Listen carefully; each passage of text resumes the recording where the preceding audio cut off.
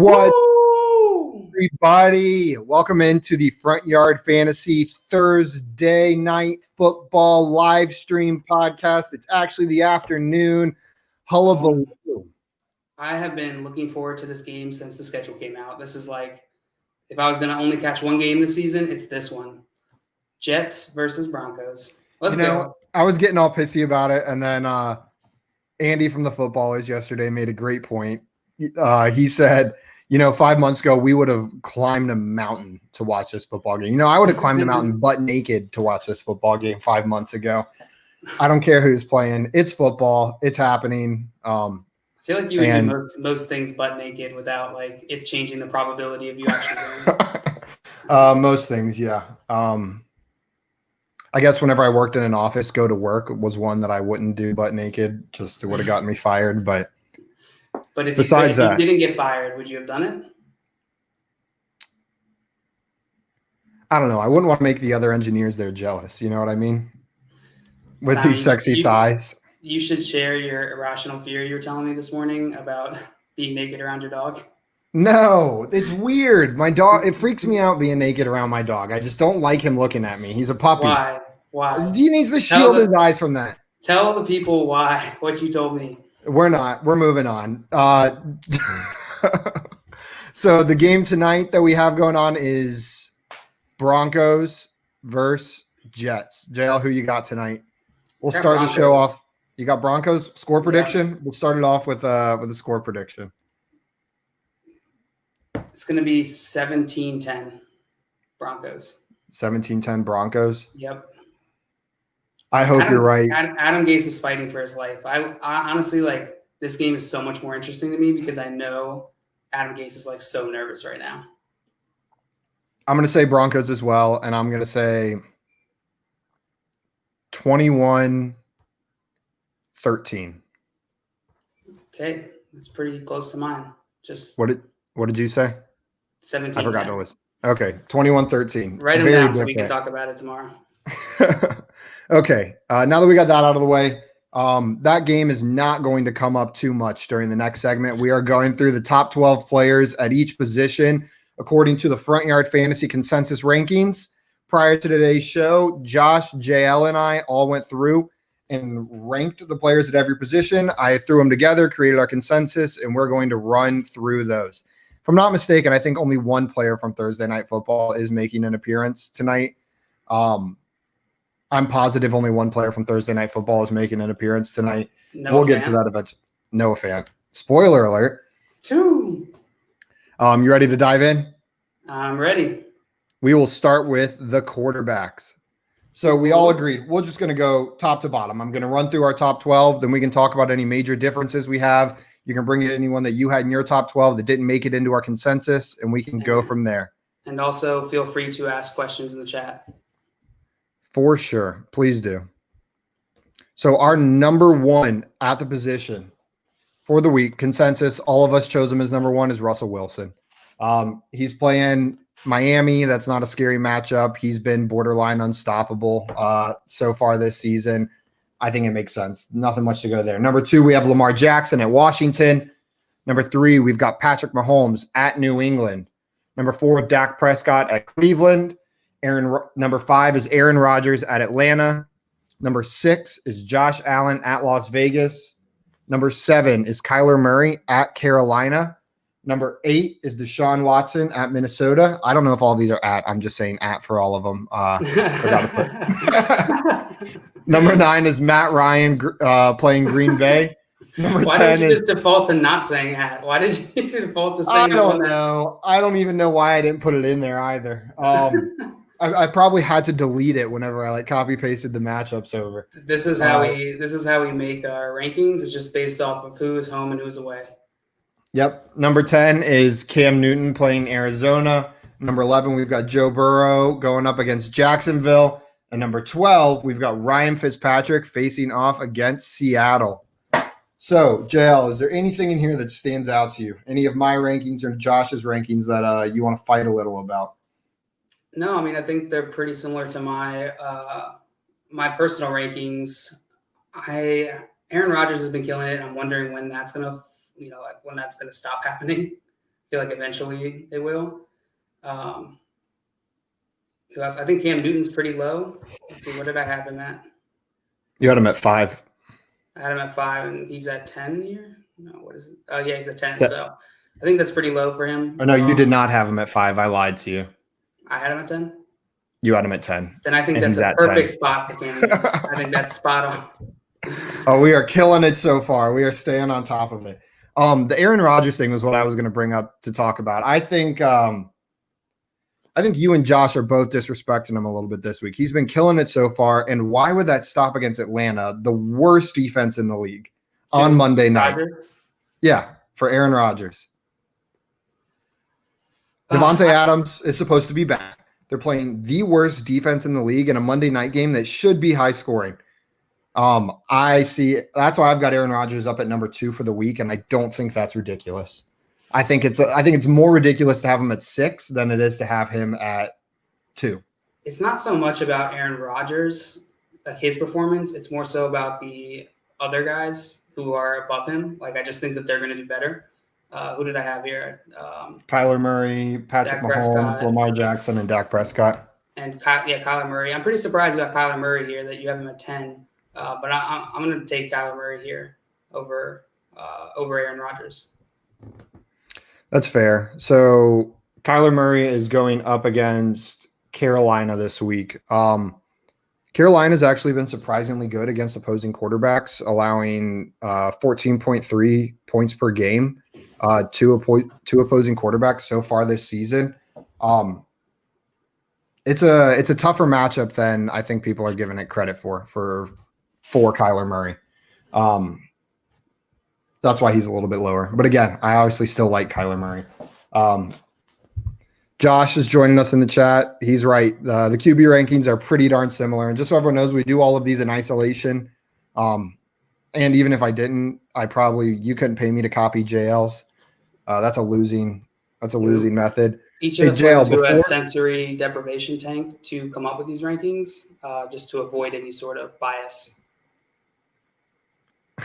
JL, Josh called me right before this stream, and he came up with an idea. We should have a friendly wager over our rankings every week. You'll get 1 point for every player that you correctly predicted within the top 12. If this ends in like a ghost pepper or like a ball, we won't situation, do a ghost pepper. Just let me finish explaining the point. Right. And then you get an additional point for everyone you have in the right spot. So you can get a max of 24 points per position. I don't know what the loser is going to have to do. You said no ghost pepper. What if we just did like a habanero? Can we handle that? Habanero. Habanero. Yeah, sure. Chile. Habanero. For everyone that doesn't know, JL is Chilean and always makes fun of me whenever I say chili or habanero. Mm-hmm. Ooh, Josh we have a fellow Chilean in here as well, veteran Oakart. Why did he put number 2?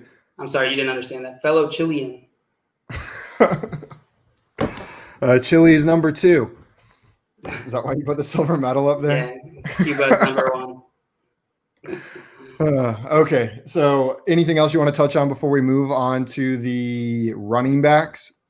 Is it healthy that we try and turn everything into a competition? Like, should we keep doing that? Yeah, absolutely. So Josh says jalapeno. JL, what do you say?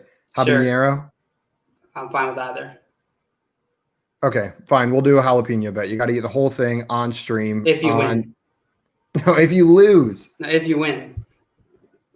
No, if you win, you get to, I don't know. We'll go from there. We're going to go on to running backs. Our week 4 top 12 running backs. So things got a little bit dicier here whenever it came to like who we had in our top 12, who we didn't, but still relatively similar. We seem to come to a consensus. Number 1, we all agreed, is Alvin Kamara. Number 2, we have Aaron Jones facing off against Atlanta. Number 3, we have Ezekiel Elliott going off against the Browns. Number 4, we've got Dalvin Cook. Number 5, Jonathan Taylor. Number 6, Nick Chubb. Number 7, Kenyon Drake. Number 8, Clyde Edwards-Helaire. Number 9, Austin Eckler. Number 10, Josh Jacobs. Number 11, James Robinson. And number 12, Miles Sanders. and we accidentally have James Robinson listed as a free agent. Pay no mind to that. Oops. That'll be fixed later. Okay, Joe, what stands out to you here? You want to give a first crack at it? Honestly, I'm surprised that I'm high on Kenyon Drake. I haven't been compared to you two during the preseason. But I don't know. I thought this was a good matchup against Carolina. I think that's just going to be like a wild game, probably, hopefully. Oh yeah, it's a great matchup against Carolina. It's arguably the best matchup between them and Las Vegas. I guess I'm just a little bit jaded. Like I believe he's going to have a good game, but I wasn't quite ready to throw him up there in the top 5 whenever he's shown us nothing like that so far this season. So I think for someone that hasn't really shown that this year, but is getting the volume against a great matchup, 7 is a perfectly reasonable place to put them. But I do not fault you for putting them up at 5. Carolina is about as good as it gets for a running back.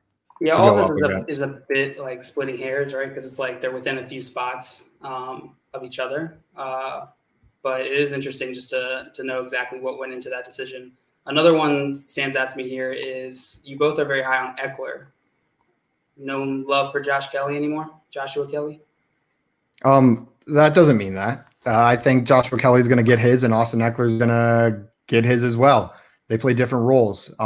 Joshua Kelly's taking over some of that Melvin Gordon workload. And I just believe in the talent of Eckler. And with Herbert starting again, that's nothing but positive for Eckler and Keenan Allen. Yeah, I believe in him this week. The thing that got me was Josh and I, it's not shown here because JL knocked him out of our top 12. Why do you have 13? Because that's where I had Josh Jacobs, because the person I had at 12 is not in here. Which number did you skip? 13, 11? Oh, there's no 10. So just shift the last 3 down by 1. Wait, where's the 10? I don't know. No, because my 10 is my 10's not on there. The player I have at 10 is not on here because he's our consensus 13. So that's where 10 went. Got you. Okay. So the player I have at 10 did not sneak in here. I believe Josh had him at 12 and JL didn't have him in his top 12. I forget where JL had him. Joe Mixon, I believe, is primed to actually show up as an RB1 this week. Josh agrees with me. He's in there in the chat saying shouting his praises for Joe Mixon. He's got a great matchup this week against Jacksonville.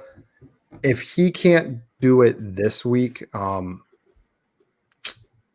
I'm not sure when it's going to happen. This is kind of the make or break moment for Joe Mixon for me for the season. I believe in the talent. I believe in.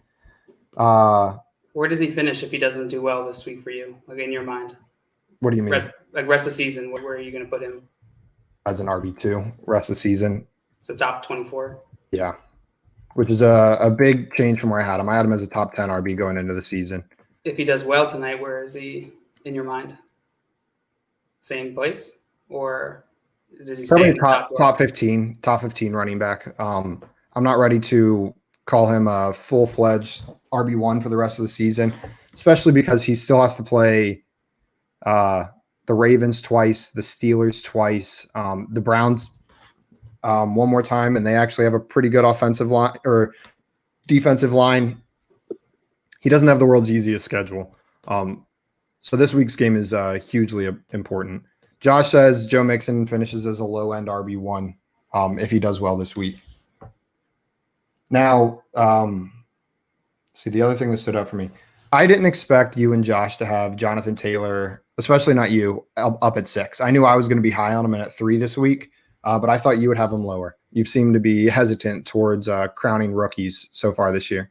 No, I don't think that's true. I've been on the Jonathan Taylor hype train most of the off season and beginning of the season. And Clyde Edwards-Helaire, I think, are pretty much of equal. I'd be surprised if they finish very far apart at the end of the season. I don't know. Do you think that's the case? Yeah, I agree. I think Jonathan Taylor's got a chance to finish higher, but I wouldn't bet on one or the other. It's going to be close. They're both on good teams for their for production. Jonathan Taylor's behind a great offensive line. Clyde Edwards-Helaire is on the Chiefs, which just pretty much guarantees him production. What I love about Jonathan Taylor this week, why I've got him all the way up at 3, is Chicago so far has been giving up 31.4 points to the running back position per game. 27th amongst defenses against running backs. They've been awful. They've been getting just completely obliterated by opposing running backs. And Jonathan Taylor's playing behind one of the best offensive lines in the entire league. Yeah, now, that happened quick, didn't it? What? Colts just suddenly had a good offensive line. Well, they built it for Andrew Luck, and then he went down. Yeah, they were trying to protect their franchise quarterback. Just seemed like they turned it around within like a season. I think Josh has a question. The Texans need to take note. The Browns' offensive line is looking great so far. Speaking of what Josh said, so Josh said, "I'm surprised that we're all so high on Chubb." The Cowboys have been surprisingly bad against opposing running backs. Their defense is nothing to write home about, and that offense is going to want to run through Chubb and Hunt. And like he said in the next comment, it says, taking into account that Hunt has a slight injury, I had Chubb ranked this high even without that, because I think they can both produce. It was tempting to put them both as top 12 running backs this week in a game that I think is going to be high scoring, and the offense is going to run through those two players for Cleveland. But yeah, that's why I've got Chubb where I've got him. Chubb and Hunt sounds like a really terrible NES game. Very awful. No, I agree with you. Let's see. You said Dallas, right? Yeah. So Dallas is the 8th worst against opposing running backs this year. They're giving up an average of 30.4 points per game to opposing running backs. This is PPR points. That screams like a Chubb week for me. Chubb week. A Chubb week. I like that.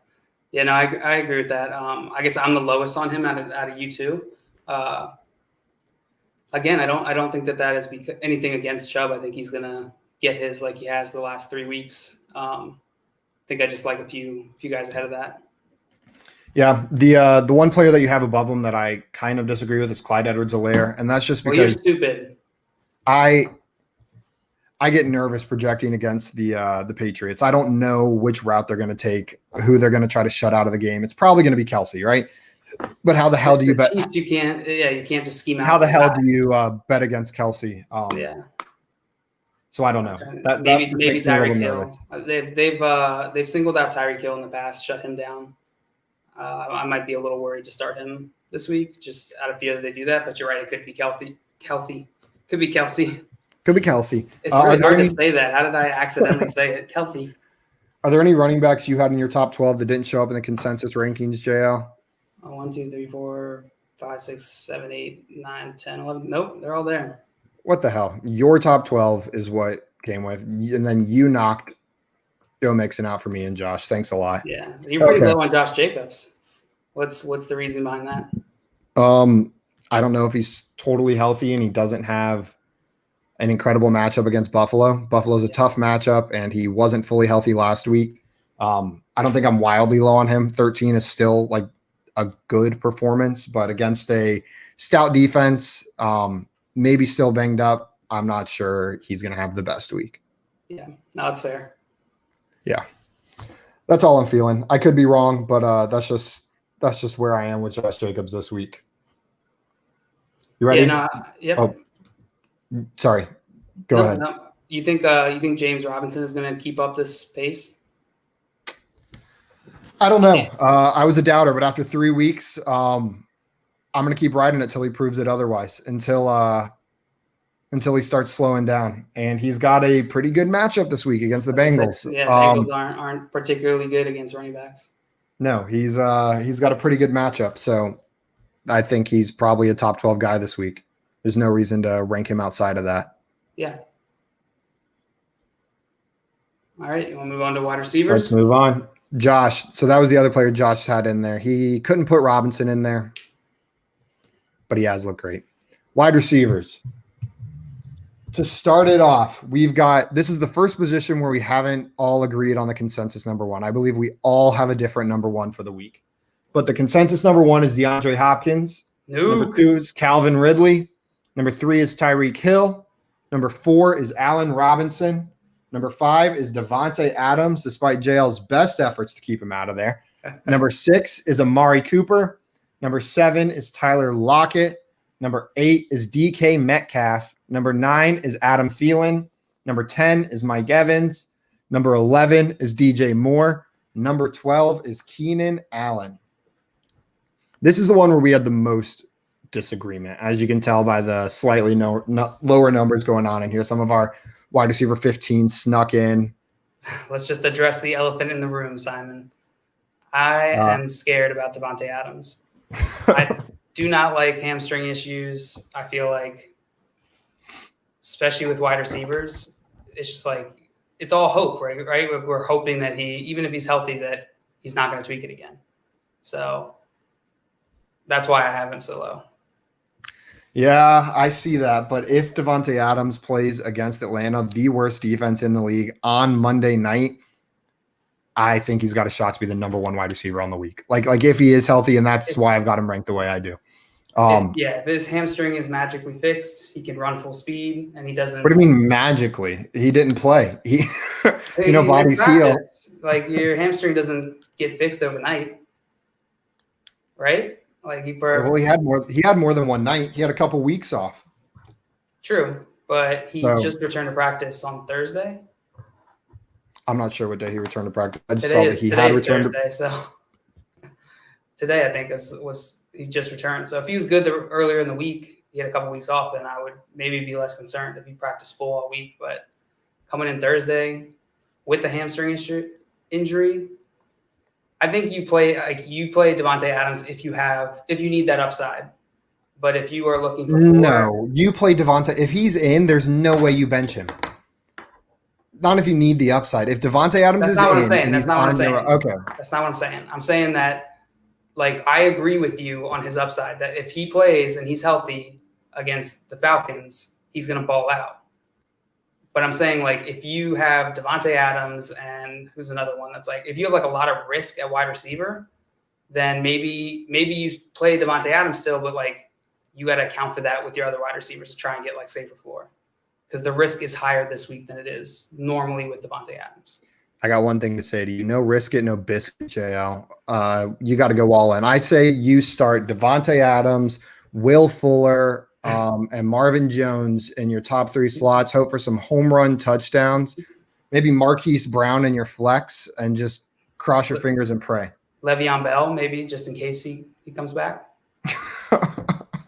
That's different. Okay.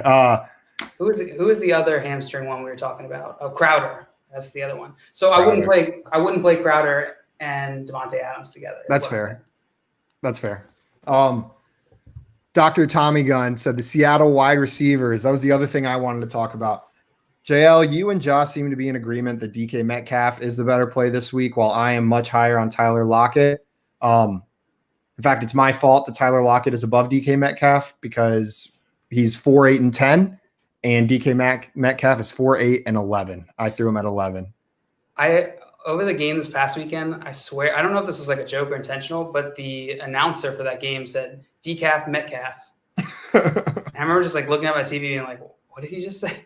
Is that why you've got him ranked higher? That's why I got him ranked higher, yeah, because he's decaf. Decaf Metcalf at number 4? Yeah. So yeah, I had him at 4, Tyler Lockett at 8. So why do you think that Lockett deserves the start? Lockett's just shown it more. I trust Lockett more. I trust his connection with Russell Wilson more. And until proven otherwise on the field, I think he's the wide receiver 1 for the Seahawks. DK Metcalf could finish above him on any given week, but if I take the bet on a week-to-week basis, I'm taking Tyler Lockett. I mean, they're both like incredibly consistent, right? Like DK Metcalf in half PPR is 17.5, 17.2, and 16 for the first 3 weeks, and then Lockett is 13.2, 16.2, and 32.5. And so they're really the thing that launched in this past week was the 3 touchdowns. And DK Metcalf has a touchdown, 1 touchdown each of the first 3 weeks. And so I think either way, I mean, honestly, I would be fine with starting both if you wanted to. Yeah, in the same lineup. Yeah. In the same lineup. I've got no issue with that.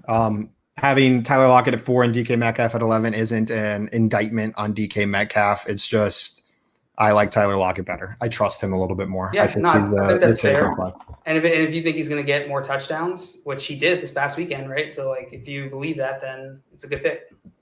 Now, JL, you had a couple wide receivers ranked that did not end up in our consensus top 12. Because I work with a couple of jabronis. You had Terry McLaurin, Stephon Diggs, and Keenan Allen. Oh, wait, no, Keenan Allen snuck in there. Terry McLaurin and Stephon Diggs. Yeah, Keenan Allen. I'm hoping that Herbert magic continues going. But what about Terry McLaurin makes you think he's going to be a top 12 wide receiver this week? Do you like the matchup? Is it just the talent? Suddenly you believe Dwayne Haskins took some magic pills or something? He's going to be a world beater. He's the guy there. It's not a particularly good matchup. It's Baltimore. Yeah. And, you know, they have Patrick Queen, who's just been, like, balling out and doing great. Jimmy Smith is still there, right? I'm pretty sure I saw him. So their secondary is no joke, but he's the only one there. And he's, like, shown up the past 3 weeks, done well. He did well against Cleveland secondary, which I consider pretty close to Baltimore with Denzel Ward and them. They got one good shutdown guy. I'm not sure I would put the Cleveland secondary up there. Let's see what the data says. Yeah. It's probably not Baltimore level, but you say let's see what the data says. Let's turn over to the data. Let's see. Cleveland has been allowing 42.2 points to opposing wide receivers per game, and Baltimore has been allowing 35. So Baltimore's about middle of the road. They're okay. They're 15th in points allowed to the wide receiver position. Yeah, I just think for instance, I would play Terry McLaurin, and if you have Devontae Adams, if you have both of those guys, like that's what I'm talking about. Where like that's a good someone with a safe enough floor that it can counteract the Devontae Adams risk while still maintaining that upside. Now, the player that I struggled with not putting into my top 12 that you had, I think at 12, if I'm not mistaken, no, you had him at 11, is Stephon Diggs. Stephon Diggs has been absolutely killing it so far. Why did you have him in the top 12? I definitely think it's a good matchup. Let's see. What are the Raiders have been all pretty high scoring games, right? Is that true? But they've been pretty good against opposing wide receivers. They're 4th best in the league against opposing wide receivers so far, only allowing 27.8 fantasy points per game. But each game, like the first 3 weeks, it was 34-30 against the Panthers. Raiders won. 24-34 against the Saints. Raiders won. I might be going out of order here. No, I'm not. And 36-20, and the Raiders lost. And so they've been pretty high-scoring games, I think, and the Bills have been playing really well. Stephon Diggs has been like the sort of focal point of that offense, and Josh Allen's been just doing incredibly well. So, I mean, what about Tyler Kroft? Aren't they making the switch to run the offense through Tyler Kroft now after last week? I don't know anything about that, but I feel like no offense run through Tyler Kroft. I feel like I'm just kidding. He made me so mad last week. I mean, you had Josh Allen pretty high, didn't you? I believe I had Josh Allen at 6, if I'm not mistaken. At 6. So who if you don't have Stephon Diggs in there, who's going to get all those targets? I think Josh Allen has a very safe rushing floor. If Josh Allen rushes for 80 yards and a touchdown, then he's probably a top 6 or 7 quarterback. Sure. He doesn't have to throw for 400 yards and 3 touchdowns to reach that level. He hasn't been rushing a ton. The last 2 weeks, 4 attempts each week, 19 yards week 2, 8 yards last week. So he's been pretty must be pretty comfortable in the pocket this season. Yeah, he's definitely improved his accuracy as much as people don't want to admit it. But Las Vegas is absolutely god awful against the run. Like truly horrible against the run, and they've been pretty good against passers and wide receivers this year. So I think this is a game where Josh Allen's going to be able to run all over them. Devin Singletary's probably going to have a good game. That doesn't mean the wide receivers won't be involved, but it was just enough. I don't think Buffalo's going to have to throw the ball 400 yards to win this game. which was enough to push Stephon Diggs out of the top 12 for me. But he's right there. He is right there. You know, I know Stephon Diggs so intimately. He's due for a disappearance. It's bound to happen. So you might be right. You got this. Now this is crazy, Simon. How are you going to let Josh and I be so much higher on Mike Evans than you? I knew you were going to bring that love up. Mike Evans. I do love Mike Evans so much. What happened? It's not so much, I'm going to use this word again, an indictment on Mike Evans as it was just not being able to put him above some of the other players in there. Again, watching this right now. Mike, I love you, but you got a tough matchup this week against the Chargers. They've been the third best in the league against wide receivers so far this year. I just like some of the other matchups better. Who do I have above Mike Evans that you don't? A lot of people. DJ Moore. DJ Moore. We swapped DJ Moore and Mike Evans here. Yeah, you and I swapped DJ Moore and Mike Evans. Those are two of my favorite players, two of my my guys, so to speak, going into the season. Sorry, excuse me. For DJ Moore, as far as game script for that game goes, I think it's going to be a high scoring game that has to go through the passing game. He's been getting targets out the wazoo. He's been getting air yards out the wazoo. It just hasn't connected on a touchdown. He hasn't been showing up there. I think this is the game where he gets it back on track. Putting him at 9 is honestly probably just a little bit of I'm willing him to finish as a top 12 wide receiver this week. I'm giving him the positive. I'm giving him the positive mojo to finish there. The chip on his shoulder. Yeah. I'm sending positive vibes his way, the power of positive visualization. So we're going there. Mike Evans, yeah. He and Stephon Diggs were the toughest two to leave out of my top 12. There was just no one that I had above him that I felt comfortable pushing Mike Evans ahead of, even without Godwin. They've got Scotty Miller, they've got Gronk, they've got OJ Howard, they've got Cameron Brate, Leonard Fournette, Ronald Jones. I think this could be a rough week for Mike Evans. And look at last week. He ended up having a great game, but it was 2 receptions off 2 targets for 2 yards, 2 touchdowns. That's a tough game script to follow. You can't keep doing that every week. Yeah. That wasn't reliable volume, and that was with Chris Godwin out, right? No, he played last week. Did Chris Godwin play last week? Yep. Oh, well then never mind. 5 receptions for 64 yards and a touchdown. I guess I'm wrong. Everyone ignore that I said that. He was dealing with a hamstring issue, though. So, to your point on Devontae Adams, maybe I'm overthinking. Godwin didn't play week 2. No, he did not play week 2. All right, you want to move on to tight ends? Yeah. Well, one more thing, JL, you are massively disrespecting one player that Josh and I had in our top 12. Lay it on me. Who? You got to put some respect on this guy's name. Do you know who it is? If you had to guess. I'm trying to see who I'm low on, but you guys are high on. You don't even have him in your Is it Devontae Adams again? Oh, I see. Who am I missing here? He's playing against the Seahawks this week. Devontae Parker? Robert Woods? Devontae Parker. Seattle is an incredible matchup for wide receivers. That should be a high-scoring game. Seattle's giving up an average of 73.2 points per game to opposing wide receivers. That's bananas. That's truly bananas. I think Ryan Fitzpatrick is going to have to throw the ball all over the field this week to try to keep up with that offense.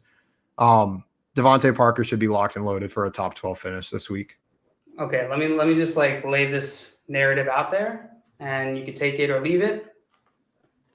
This is going to be the week that Ryan Fitzpatrick throws 5 interceptions, just like against, what was it, the Steelers last year or Jacksonville, one of those. This is it. He's going to start declining. I think this is game. Now, I actually don't have Devontae Parker. He's not that far outside of my top 12, but he's not in my top 12. I just find it hard to believe that they would then throw Tua into the Wolves. Not that this is a tough defense, but it's probably a tough game to win for them. It might be better to start him against a team that he's got a shot at actually beating, I'm predicting so they play the Seahawks this week, the 49ers next week, and then they've got the Broncos the following week. That would probably be a great week for Tua to make his first start. He can come in and probably get a win. You can make the argument the same on the other side, though. Is if it's going to be if it doesn't matter, they're probably going to lose anyway. Why not let Tua just go in there and ball out and get some reps in? Bird up, but bird late. Tim calling for 3 first-half picks from Ryan Fitzpatrick, and then they bring in That's what I'm Tua. saying. Tim is smart. So both you guys are calling for this narrative. Does Tua then win the game?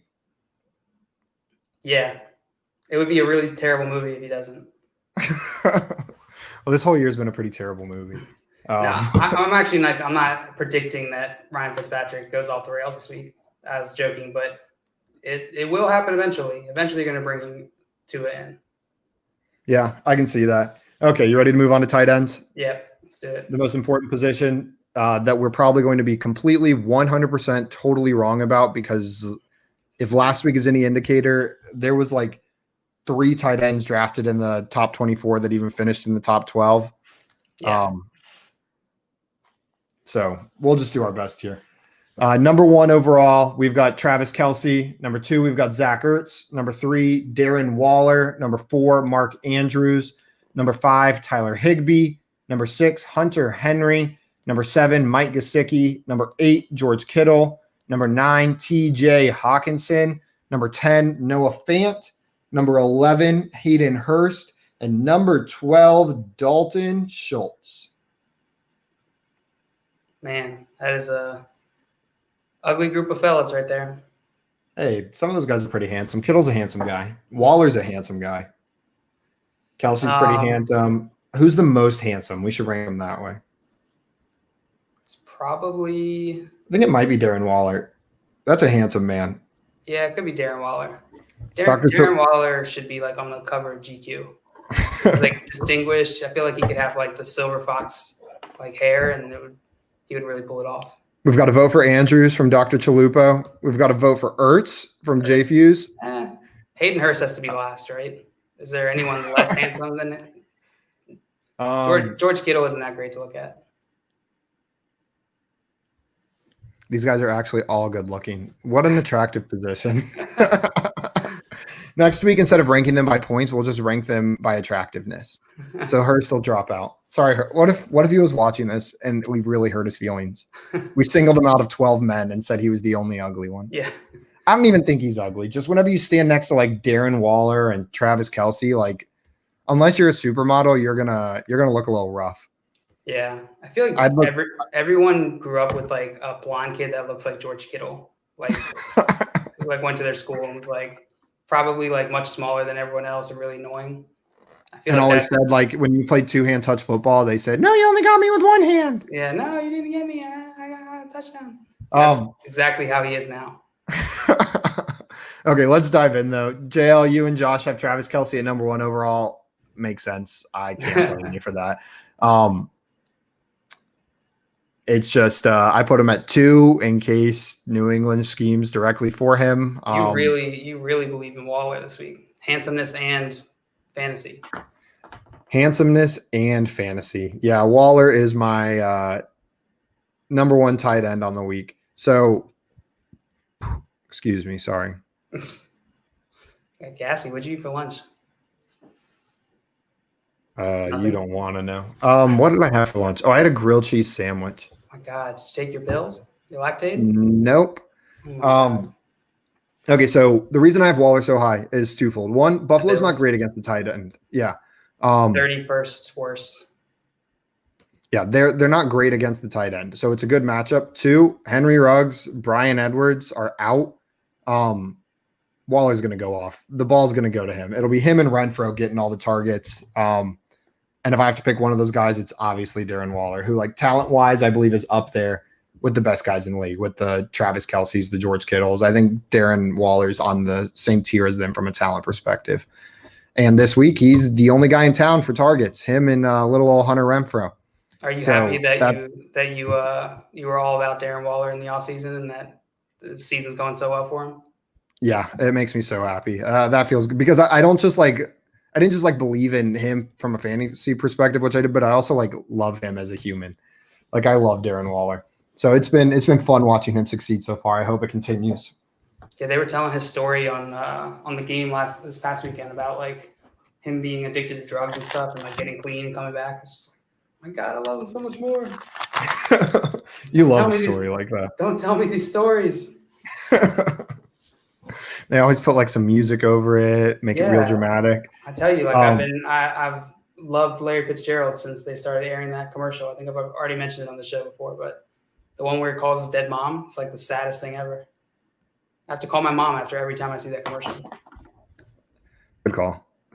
Let's see. So Josh had one tight end on here that we left out. I was trying to figure out who it was. That was something else I wanted to bring up.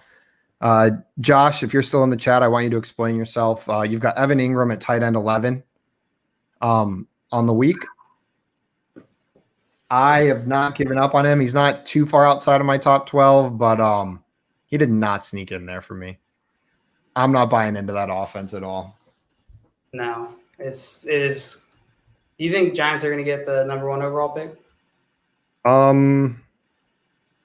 Let's say that they do. Are they going to trade back, or are they going to take Trevor and trade away Daniel Jones, or just drop him, or just keep him as a backup? Man, I don't know, man. I have no idea. I feel like they won't be willing to do what Arizona did and give up on their early round quarterback so quickly. Because I feel like Josh Rosen is so cocky that like you almost like you're like, oh yeah, you deserve this. But can you imagine like going up to Daniel Jones being like, I'm sorry, you're cut. That's it, you're done. I feel like he would just start crying. Probably. He'd call Eli and they'd have a cry fest together. Yeah, I think they would keep Daniel Jones. Maybe trade the pick for the biggest haul in league history to draft Trevor Lawrence and hopefully get some linemen. We'll probably sink into mediocrity again because they were unwilling to take the chance at getting like that generational quarterback. But who knows? If the hype on Trevor Lawrence is as high with like the general managers in the NFL, they may be willing to take him. So let's see. What else do we have here that looks out of? You've got George Kittle at 12. Yeah. I've got him at 9. Josh has him at 3. That is for me. I don't know what it is for you. Yeah, it's injury. I'm unsure about his usage.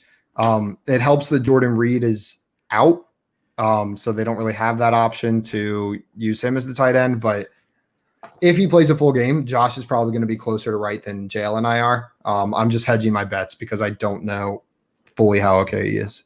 I don't know about you, but when Jordan Reed was like holding his ankle this past weekend, I had this like feeling inside of just like again. Like it's like I'm so desensitized to him being hurt all the time. It's like 100% expected. It hurts my feelings. I feel so bad for the guy. I'm going to ask you one more question about the tight ends, and then we can hop off. You've got Mark Andrews pretty high. Josh and I both have him at 5. You've got him at 2. Yeah. Explain. I think the matchup. I think he hasn't been playing to what he could be. His talent. Like he dropped a touchdown this past weekend. He dropped. Yeah, that would have completely changed the box score. He was tight end 3 off the board this year, right? Like pretty clearly, right? Kelce. Yeah, he was right maybe up there. Maybe 2. No, I saw him as 3 or 4 usually. It was like Kelce, Kittle, then usually Mark Andrews. Sometimes Kittle was usually fair. So yeah, he's going 3 or 4 off the board. And earlier today I dove into like Baltimore's just like some of their stats, and I think they've just been playing very weirdly. Like they haven't quite figured out their rhythm. Harbaugh is not really utilizing his running backs very much, and I think Lamar just hasn't like really connected on gotten in a rhythm with his passing game. So I think he's going to bounce back. Washington is below average against tight ends. Well, and with Chase Young out, their pass rush is a little worse. Lamar should have a little bit more time in the pocket. Yeah, I said Washington, right? Yeah. Yeah, so I think that this could be the week that he comes back and returns some of that value that you drafted him at. I hope so, because I have him in like so many leagues, like 6 of my 8 leagues or something. Yeah, I've got him at 5 just because until they show me that pass volume is going to go up, I'm having trouble trusting the passing game there. I'm having trouble trusting any of the receiving options for Lamar Jackson. But that could change in an instant. If I had Mark Andrews on my team, I'm obviously starting him because he's one of the most talented tight ends in the league. Unless you also have Waller. Unless you also have Waller, but then what were you doing in your draft? Could be a dynasty league though, and then that's very very Waller possible. was going pretty late. Waller was like pretty disrespected throughout the draft season. Yeah, he was going in that weird range though, where it was hard for me to grab him sometimes because I wanted that other wide receiver. I wish I would have grabbed him in more leagues. Okay, anything else you want to say about these rankings before we hop off, JL? No, we've been going pretty long. I probably could disparage you over your decisions here for the rest of the day, but after the conclusion of this week, I'll tally up the scores. Loser has to eat a jalapeno pepper on the live stream. Full thing, stem included, seeds included, no water for 5 minutes. No water? What? Why make it worse? Also, this is like so anticlimactic after you were like, "Oh, I'm gonna eat a ghost pepper live on live stream if the Browns lose." Yeah, and they won, didn't they? Yeah, but now we seem like a bunch of little like wimps. And then my mom. We're actually gonna do jalapenos. I'll do the ghost pepper, but I know you guys aren't willing to play that game. That's a verbally binding contract, right there. No, Josh, you heard it. I'm not doing it if you guys aren't making the same bet. Oh no! We're gonna eat jalapenos. You're gonna eat ghost pepper. No. That's not how this works. I will make that bet, but I'm not gonna be like, why do I get the bad odds and you guys get the good odds? Like if I get it, it's more fun that way. Come on, you're so confident in your decision. Come on. I mean, I know I'm going to beat you, so it doesn't matter. But there you go. I'm not playing that way. Okay, thank you guys for tuning in. Sorry about JL's awful rankings. We probably didn't disparage Josh enough for the shit show that he put up on the screen, and then didn't even show up to defend himself. We will be back tomorrow with a special guest, Tim, on Fun Fridays. And maybe one more special guest. It's up in the air. It's going to be a surprise. You can find me on Twitter at FYF Simon. You can find John Luke at FYF John Luke. And you can find Josh, who is not here, at FYF Josh. We will see you tomorrow. Ooh. Oh, God. Just say it.